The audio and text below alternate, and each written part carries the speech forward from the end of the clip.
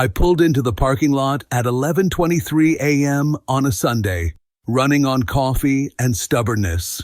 My back hurt, my hands were sore, and my brain was a microwave that someone forgot to stop. I wanted a shower, a nap, and maybe whatever leftover noodles were pretending to be dinner in our fridge. Instead, I had brunch with my wife and her friends, because Emily had texted me 3 times, 8 a.m. Brunch at 11:30, don't forget. I went home, showered fast, dragged on clean jeans and a shirt that didn't smell like the last 12 hours, and drove from the valley into West Hollywood. I found parking 4 blocks away because of course I did.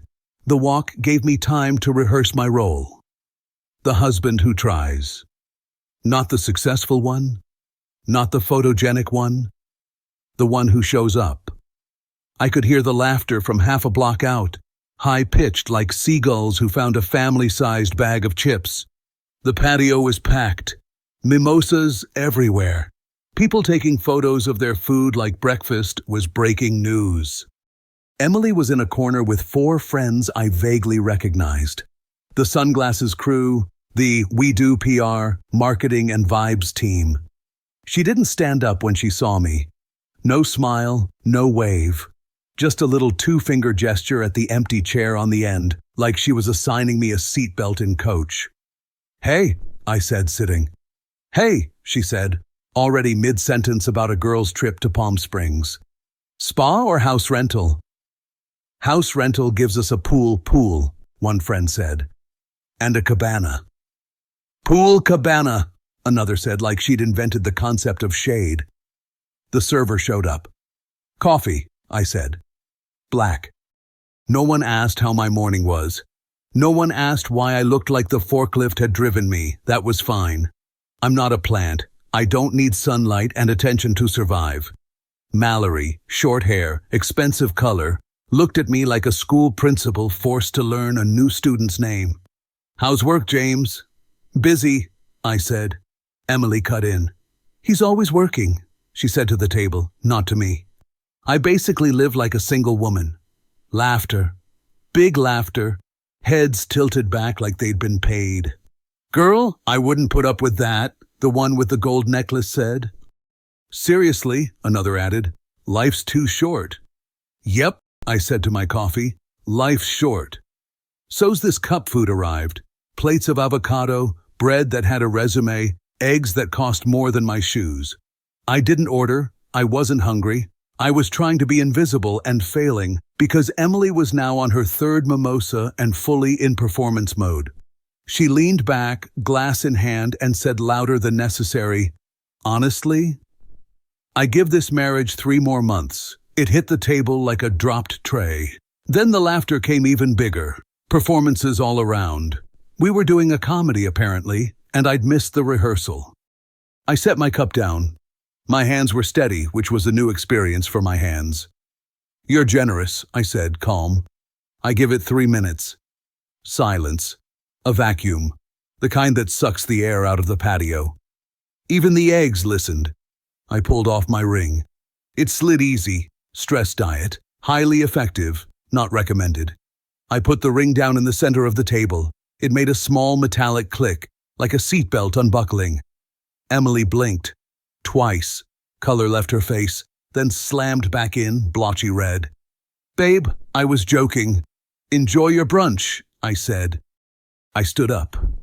The chair scraped, and our whole corner winced like I'd cursed in church. I walked out past couples photographing their food and men in hats that only work in West Hollywood.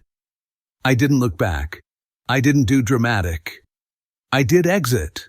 Outside, the sun punched me in the eyes. I put on sunglasses and started walking to my truck.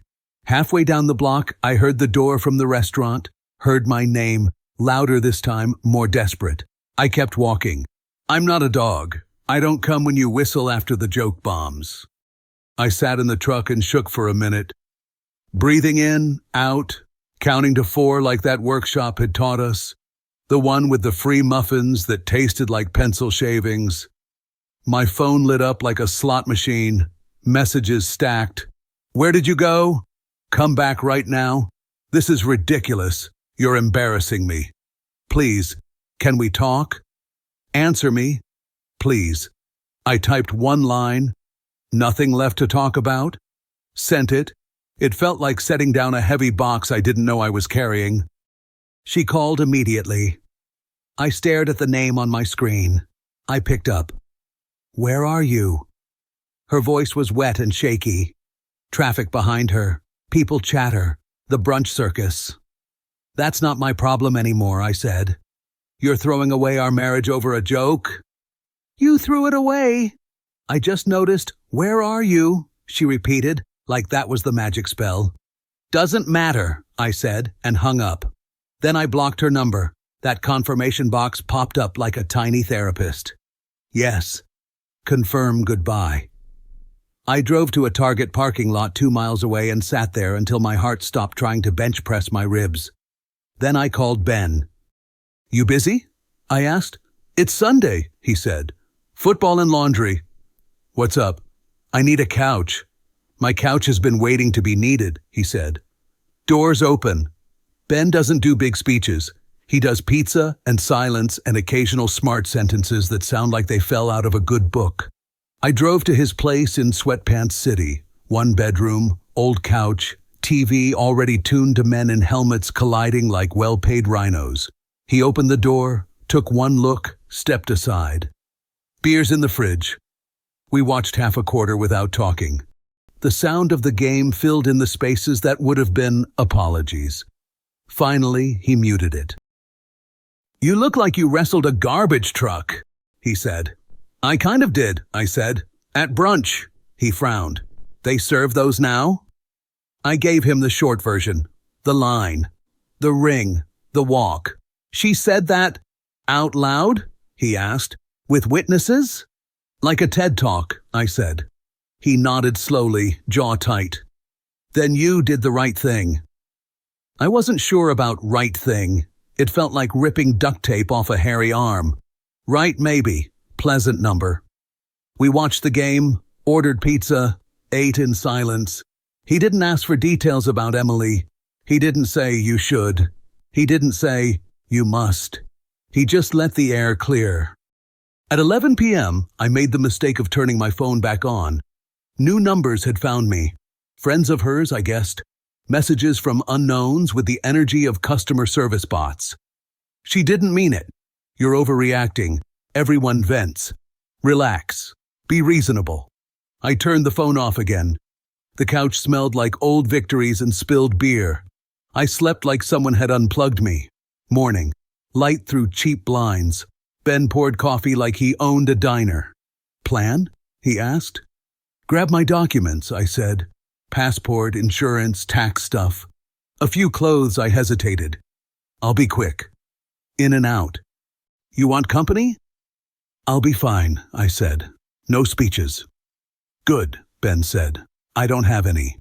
I showered, borrowed a t-shirt. He handed me a spare house key like a coach giving a player a helmet. If you need to turn around, do it, he said. Pride is expensive. Coffee's cheaper, I said, picking up the travel mug. And better at being hot, he said. I left, still tasting his terrible coffee and his good advice.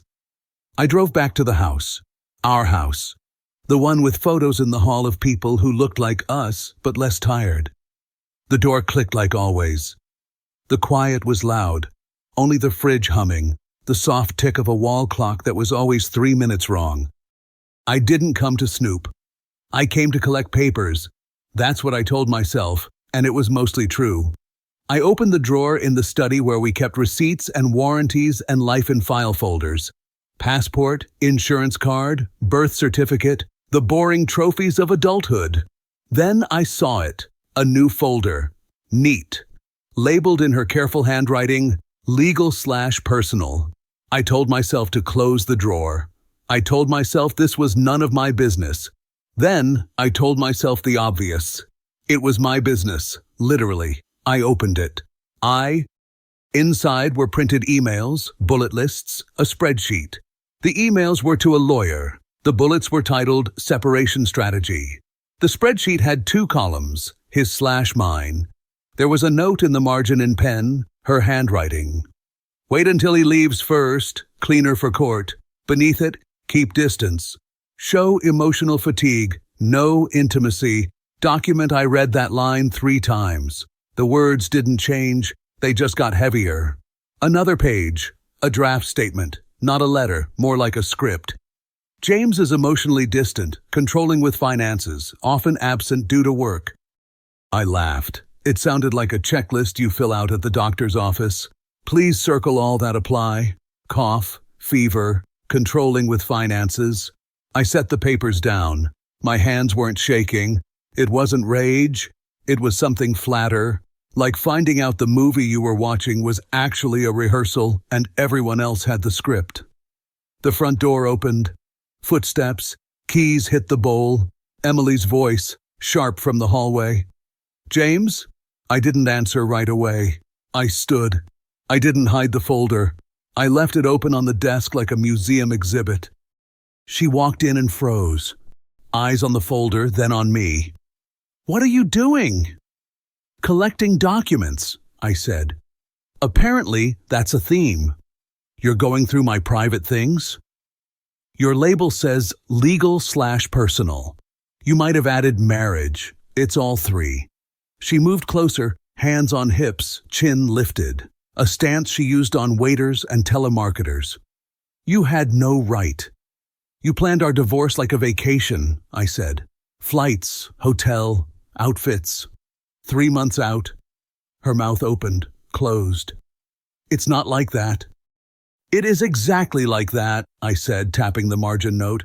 Wait until he leaves first, cleaner for court. That was the joke, right? Get me to walk, make me the bad guy. Then collect sympathy points like coupons. I talked to a lawyer once, she said, voice pitching higher. I was upset. I needed information. You printed a spreadsheet, I said. You made columns. That's not a crime. No, I said, but it is a plan. She tried a softer tone. James, I was scared. You're gone all the time. You don't tell me what you feel. I felt alone. I was working, I said. I was paying the mortgage and 70% of everything else. That's not romance, but it's effort. You could have said, hey, I'm scared. Instead you said, I give it 3 months, in public. That was a joke, she said, almost a hiss. You humiliated me by leaving. You rehearsed humiliating me for months, I said. You just didn't plan for me to read the script. We stared at each other. The fridge hummed harder, like it was nervous too. I can fix this, she said. We can talk. We can go to counseling. You wrote no intimacy, document. I pointed at it. Was that the counseling plan? She flushed. Don't twist this. I'm not twisting anything, I said. I'm reading. Put those down, she said, stepping forward. No, I said, and my voice surprised me. Steady, flat. I'm taking photos. Then I'm taking my papers. Then I'm leaving. You're not leaving, she said. We're talking. You gave this marriage 3 months, I said. I gave it 3 minutes. We're at minute 4. Her face broke, anger, fear, calculation flickering like a bad connection. James, please. You're overreacting. Maybe, I said, but I'm reacting to the right thing. She reached for my arm. I stepped back. Don't, I said. Not to stop me. Not to make me stay. That time is done. You're making a mistake, she said. I held up the page with the bullet points. I made a lot of them. I'm correcting one. I set the page down, took pictures of the rest. I put my passport and documents into my backpack, zipped it. The zip sounded final. At the doorway, I paused. You wanted me to leave first, I said. Congratulations. You got your wish. Just not the story you wrote. I walked out. The door clicked behind me. No dramatic slam, just a click. The sound of a lock closing and a chapter ending. I sat in my truck. I breathed. I texted Ben. Running late. Had to read a book called My Marriage, The Exit Plan. Spoiler, I die in chapter 1.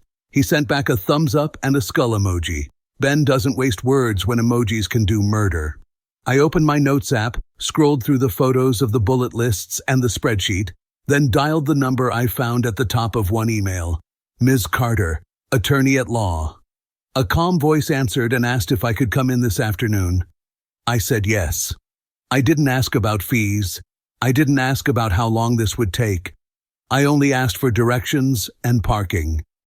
3 months, I said to myself, starting the engine. 3 minutes. Better math, I drove toward a building with frosted glass doors and diplomas on the walls. And for the first time in a long time, I wasn't tired. I was awake. Miss Carter's office looked like it smelled of expensive pens.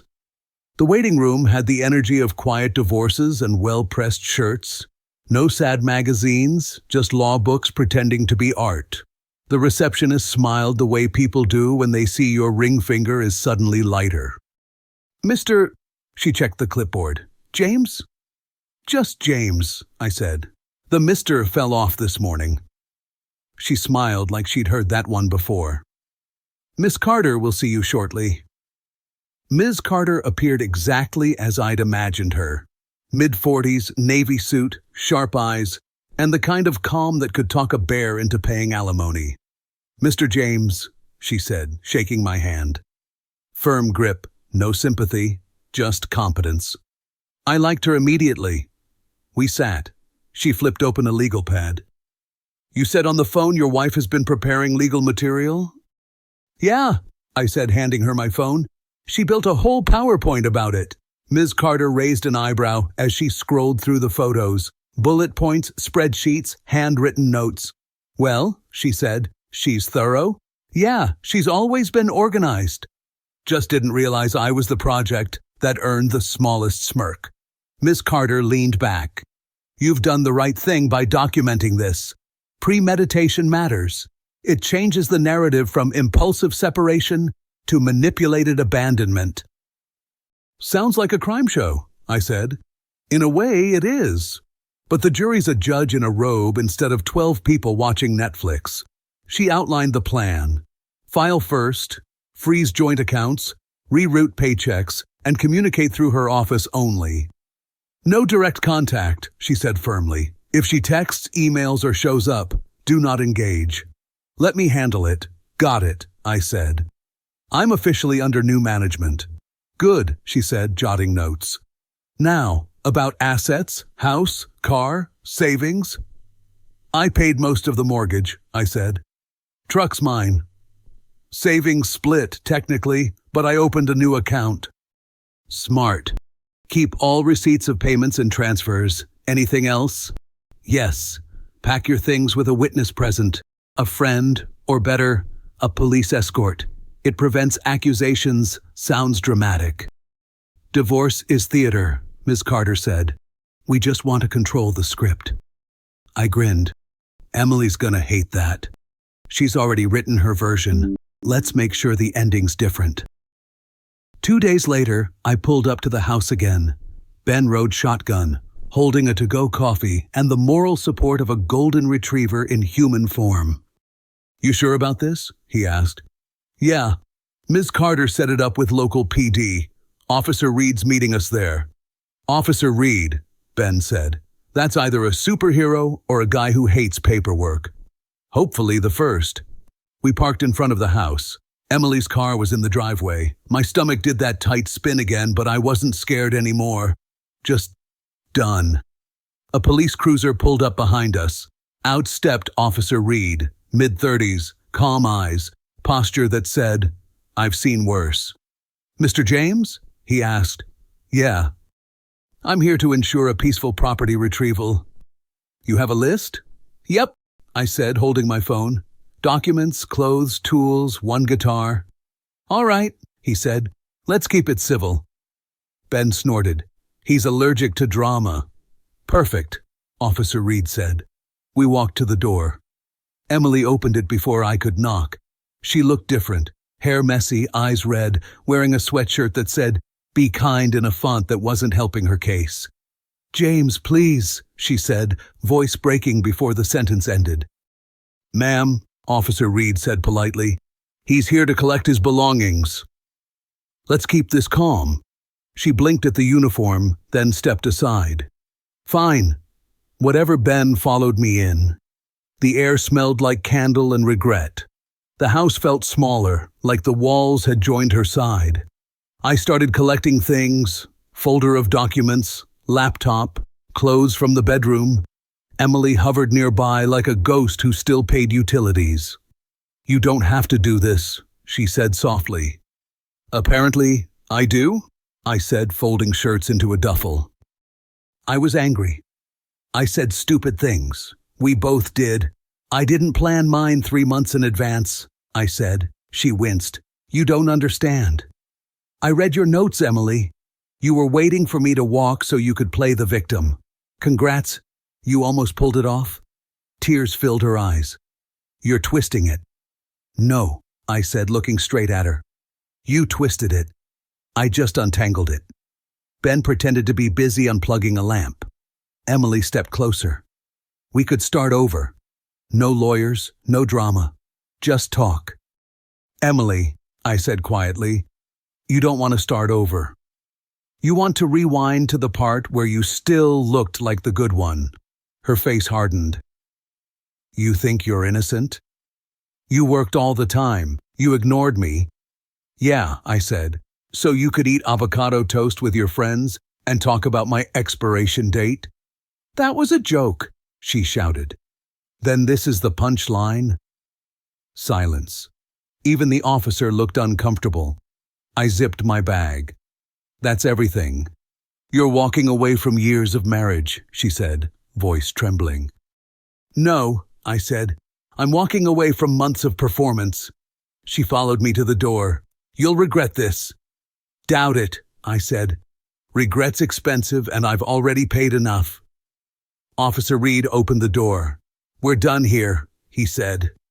Emily stood in the doorway, crying quietly. "I didn't mean any of it," she whispered. "Then you showed me exactly who you are," I said, stepping outside. Ben loaded the bag into my truck. "That was rough," he said. "You okay?" "Yeah," I said. "I thought it'd hurt more." He nodded. "Sometimes the pain's just delayed shipping." Guess I paid for express. We drove off. In the mirror, the house looked like a bad memory in high definition. That night at Ben's place, we sat on the balcony with 2 beers and the kind of silence that feels earned. "She really said you'd regret it?" he asked finally. "Yeah. You think you will?" "No," I said.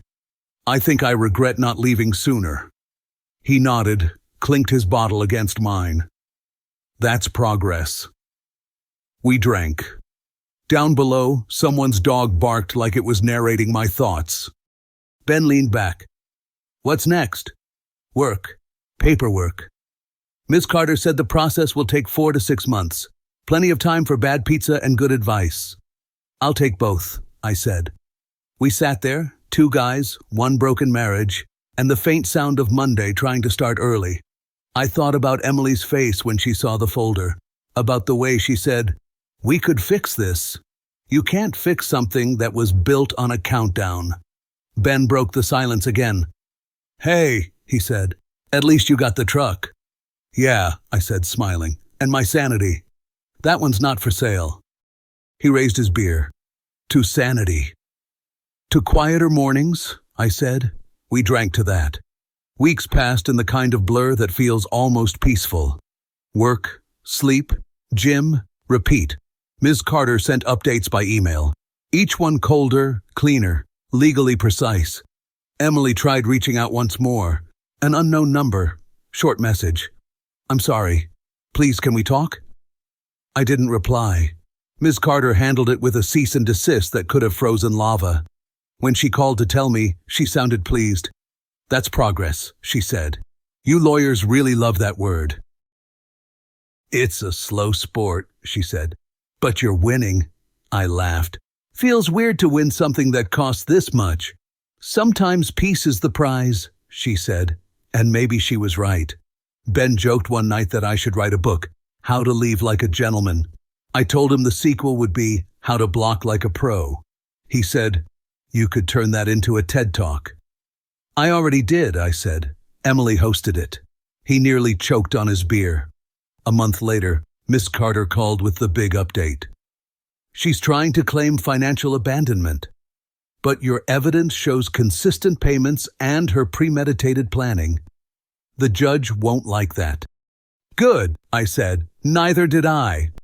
You'll likely keep your truck, savings, and freedom, she said. Freedom's the only one I'll brag about. Then congratulations, she said. You're almost officially single. I hung up, looked around Ben's apartment, the couch, the half-broken lamp, the pizza box graveyard, and realized I felt lighter. Not happy yet, but lighter. Ben walked in from the kitchen. Good news? Yeah, Ms. Carter says I'm winning. He grinned.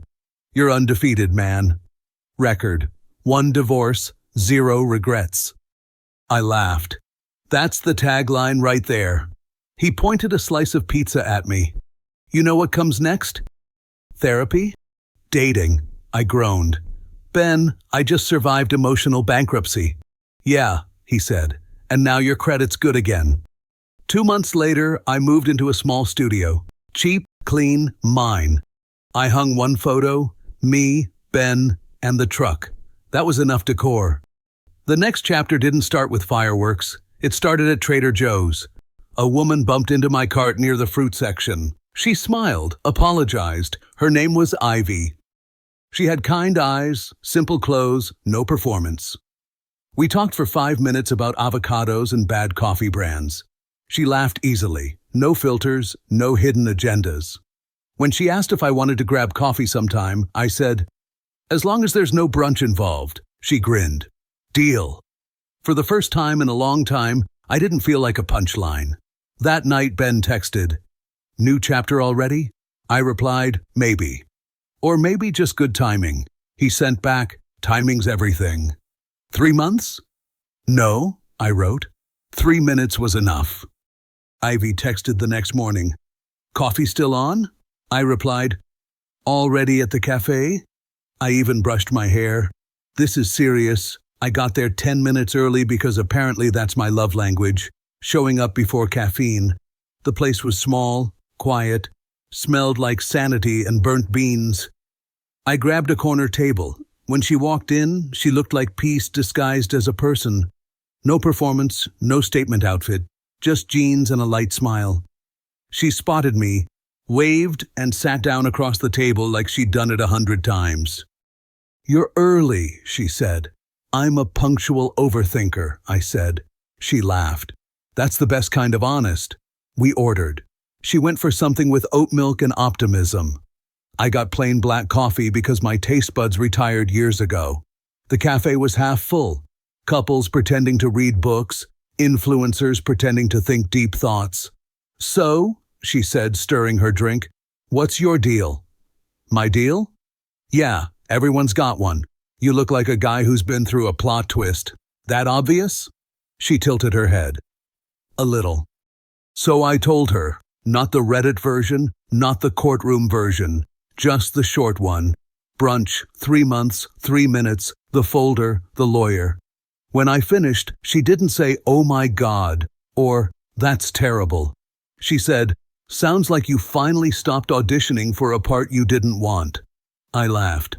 You're too wise for a first coffee. Occupational hazard, she said. Graphic designer. We spend all day fixing other people's mistakes. We talked about work, music, and the philosophy of burnt toast. She made everything sound easy, even silence. When we left, she said, dinner next time? As long as it doesn't involve mimosas, I said. Promise.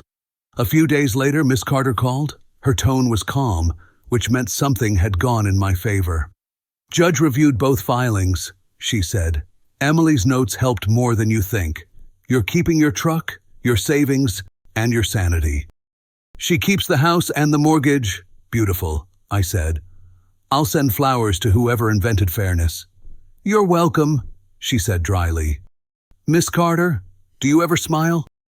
Only when my clients stop talking to their exes. Dinner with Ivy was at a small Italian place that didn't pretend to be authentic. No neon signs, no pretentious menu descriptions, just pasta, music, and a waiter who called everyone boss.